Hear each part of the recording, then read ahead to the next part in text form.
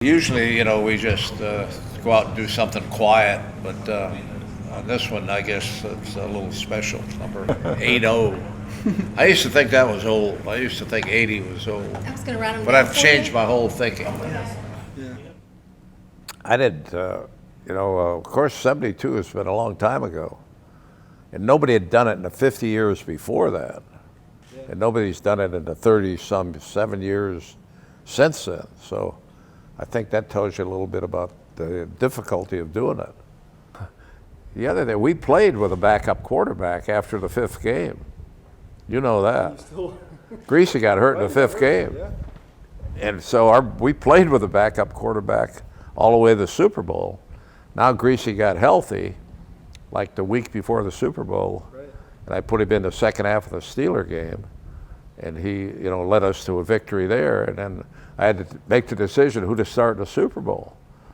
And I've always said that's probably one of the toughest decisions I ever had to make, because Earl was so great for me, all through the season. But Greasy was now healthy, and he was going to be my quarterback of the future. And Earl was a guy that I had brought in as an insurance policy in case something happened. Yeah, I'm not one to mask or hide my feelings. People, what you see is what you get, I think, with me, and there's no finesse.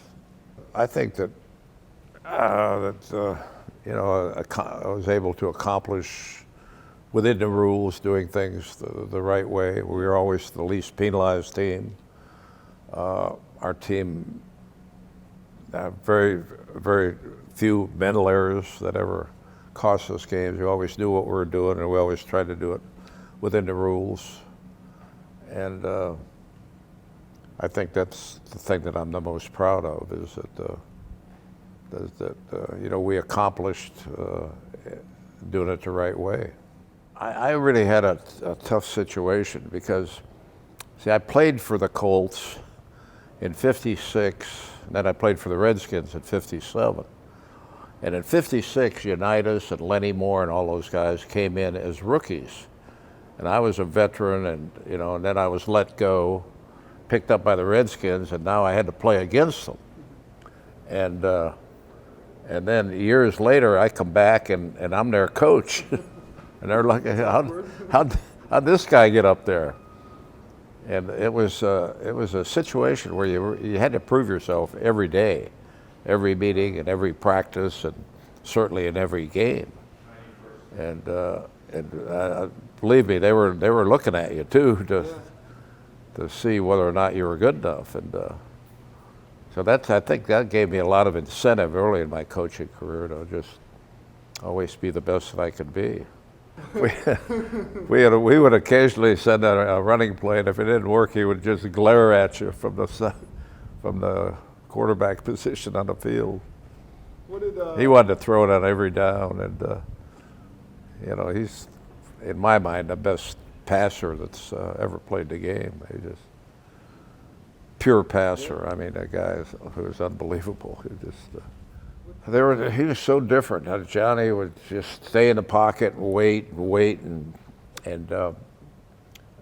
give the receivers, all the time that they needed to get open, and then deliver the ball, take the hit, get up bloody and battered, and do it again on the next play. That toughness he had, mental and physical toughness, was just certainly. I don't think anybody had it, any better or as good as Unitas did. And then Greasy was another guy who was a field general, a commander, moving the troops around, and he was like a coach, under center. Peyton Manning now reminds me a lot of, the way that Peyton Manning runs the offense. Greasy was that kind of a field general. Greasy didn't throw it much, but when you got Zonka and Mercury and Jim Kick, you don't need to throw it much.